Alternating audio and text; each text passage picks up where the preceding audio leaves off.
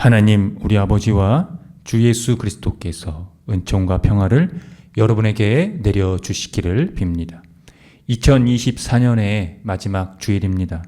2024년이 며칠밖에 남지 않았습니다.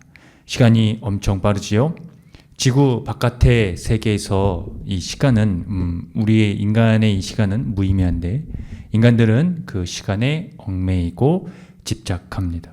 그러니 늘 안주하고 불안해합니다. 그래서 그럴까요? 인간의 탐욕은 가중되고 멈추지 않고 폭주합니다. 남들보다 더 많이 가져야 한다는 그 끝없는 욕망이 결국은 지구의 종말까지도 앞당기게 되었습니다. 그런데 여기서 자유로운 사람이 있을까요? 인간이 가지고 있는 본성으로는 그래서 그 문제를 해결할 수가 없습니다. 따라서 성서는 거기에 그 문제에 집중을 하고 있는 것입니다. 인간의 능력으로는 완전해질 수 없다는 것을 말입니다. 여러분은 잘 아실 겁니다. 무엇이 우리를 완전하게 하는지 말입니다. 예수께서 아기의 몸으로 이 세상에 오셨다는 것과 십자가와 부활을 통해 재림의 주로 다시 오신다는 것을 믿는 자에게 의롭게 여겨주시는 은총이 바로 그것이지요. 그러므로 우리는 오늘 이 자리에서 모여있고 십자가와 부활의 선지적 이 생명 사건을 의존하기 위해 예수 그리스도의 정의와 평화에 일치하기를 간절히 소원하며 살아갑니다. 문제는 우리가 이것을 어떻게 세상에 드러내느냐에 있다는 것입니다. 이 말을 나가셔서 전도하라고 들으시면 그렇게 이해하시면 큰 오산입니다. 물론 그것이 방식 중에 하나일 수는 있지만 오늘날 대한민국 사회에서 개신교가 처한 상황을 놓고 볼 때 포교 활동이 그 대안으로 적용되기에는 무리가 있기 때문입니다. 그렇다면 성서는 우리에게 무엇을 가리키고 우리가 어떻게 이 문제를 극복하고 살아갈 수 있는지 말을 걸어오고 있을까요? 오늘 이 세 개의 본문에서 공통적으로 등장하는 이 세 사람의 이야기들을 살펴보면서 천천히 그 부분을 이해했으면 좋겠습니다. 그 공통적으로 사랑받는 세 개의 본문에서 등장하는 사람의 이 공통점은요, 사랑받던 사람들이 그들인데요. 사무엘, 소년 예수, 그리고 초기교회 사람들. 이 세 사람이 사람들과 하나님께 사랑을 받았다는 겁니다. 이스라엘 역사 안에서 사랑받은 이 사무엘의 이야기, 또 그 역사의 이 정점에서 사랑을 받은 소년 예수의 이야기, 그리고 그 예수님을 인하여 새로운 차원의 사랑을 받은 초기교회의 이야기를 통해 함께 상고해 보도록 하겠습니다. 먼저 사무엘은 이스라엘의 역사에서 중요한 역할을 감당한 사람입니다. 마지막 사사이자 제사장이며 선지자로 활약을 했습니다. 결정적으로 이 다윗을 왕위에 오르게 했던 인물이죠. 이스라엘의 역사가는 그의 일대기를 이스라엘의 해방과 구속을 기다리는 이 한 편의 대하 드라마로 서술하고 있습니다. 그의 어머니 한나는요, 가문과 혈통이 확실한 이 하나님 신앙의 집안 며느리였지만 자녀를 잉태하지 못하고 가능성마저 희박한 사람이었습니다. 상황이 그렇다는 것은, 이런 상황에 놓였다는 것은 이 고대 근동의 이 사회에서는 이 여성으로서 심각하게 큰 문제를 가졌던 그런 인식 속에 있었다는 거죠. 마치 그가 처한 이 상황이 분열과 억압 속에서 신음하던 이스라엘을 대변이라도 하듯 그의 처지가 암울한 사사 시대의 상황을 말해주고 있습니다. 그러나 그는 절박한 이 눈물 어린 기도로 이스라엘의 역사를 바꾸는데 헌신되고 충성된 아들을 얻게 되고 잉태하게 되지요.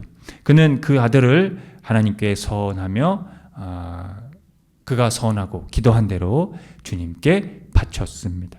구약에서 하나님의 성전을 찾는 것으로 기록된 여인은 한나가 유일하며 서원하고 그것을 지킨 사람도 한나뿐입니다.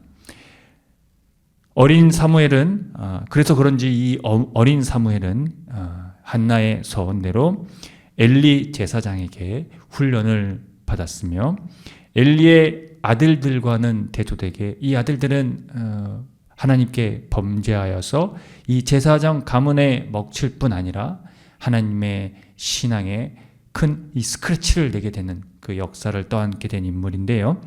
그 아들들과는 대조되게 율법을 초월하여 아주 어린 시절부터 제사장 역할을 감당하게 됩니다. 하나님의 특별한 일을 위해 구별된 예외적인 사람이라는 것이 분명합니다. 사무엘의 어린 시절을 역사가는 이렇게 그래서 기록에 남겼습니다. 사무엘이 점점 자라매 여호와와 사람들에게 은총을 더욱 받더라. 이스라엘의 역사에서요, 궁극적으로 이 절정에 이르는 시기, 누가복음의 기자는 이 사무엘상 2장을 견본으로 삼고 있습니다. 소년 예수께서 사람과 하나님께 더욱 사랑받았다는 것이 그것입니다. 즉 인간으로 오신 예수님이 구약적 배경을 가진다는 것입니다. 이것은 의도적으로 하나님의 아들로서의 성격을 조명하는 겁니다. 예수께서 비록 어리지만 성전에서 종교적인 이 토론에 가담한 것은 하나님과 밀접한 관계를 나타내는 지혜를 설명하는 것이기 때문입니다. 소년 때부터 하나님의 일을 하셨다는 대목이지요. 마지막으로 사랑받은 사람들은 바로 초기 교회입니다. 골로새의 지역에 있었던 그리스도인들을 가리키는데 거의 이 그리스도 신앙을 처음 시작한 사람들이 대부분이었다고 보면 되겠습니다. 오늘 이 골로새서 기자는 그들에게 이런 촉구를 하고 있는데 바로 사랑을 위해 결단을 해라 라고 합니다. 그것에 대한 전제는요, 그들이 하나님이 택하사 거룩하고 사랑받는 자이기 때문입니다. 따라서 그들에게 5가지 행동 방식이 주어지는데요.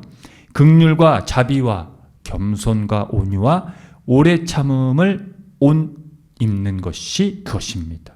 이 행동 방식이 예수님에게서 그 원형을 갖고 있다는 겁니다. 그러므로 모든 원동력은 주께서 너희를 용서하신 것 같이 하라는 것입니다. 그러니까 예수께서 너희를 용서하신 것 같이 긍휼과 자비와 겸손과 온유와 오래 참음의 옷을 입으라는 것입니다. 즉, 이 5가지 행동 방식이 하나님의 사랑을 토대로 한다는 것입니다. 그렇다면 그 사랑이 우리에게 구체적으로 어떻게 드러나야 할까요? 15절 말씀을 제가 세번역 성경으로 읽어드리겠습니다. 그리스도의 평화가 여러분의 마음을 지배하게 하십시오. 이 평화를 누리도록 여러분은 부르심을 받아 한 몸이 되었습니다. 어린 친구들을 여러분 만나다 보면요, 본인이 사랑받는 법을 아는 친구들이 있습니다. 이와 같이 하나님의 사랑을 받는 자의 조건은 바로 평화가 마음을 지배하여 누리고 한 몸이 되는 것입니다. 그래서 기독교는 평화로 부르심을 받은 한 몸 공동체라는 것이죠. 그러나 여러분 보십시오. 한국교회는 이 평화와 거리가 너무도 멉니다.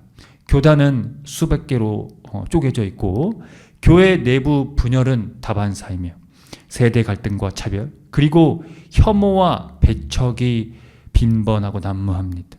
심지어는 온 나라를 무력으로 지배하려는 세력도 지지한다며 나서고 있을 정도입니다. 여러분은 그리스도의 평화와 한 몸이 되셨습니까? 그래서 그 평화가 이웃과 평화를 이루도록 한 몸을 계속적으로 지속적으로 이루어 나가시고 계신가요? 절망의 시대, 한나의 기도로 하나님과 사람들에게 사랑받은 사무엘처럼, 구원의 절정의 시대, 지혜로 하나님과 사람들에게 사랑받은 소년 예수처럼, 또 오늘의 시대, 평화가 마음을 지배하여 한 몸이 되어 하나님과 사람들에게 사랑받는 교회가, 또 그런 성도가 되기를, 평화를, 예수 그리스도의 그 평화를 도모하는 일에 앞장서 나가십시오. 이것이 2024년 마지막 주일에 제가 여러분에게 간곡하게 드리는 권면입니다. 함께 기도합니다.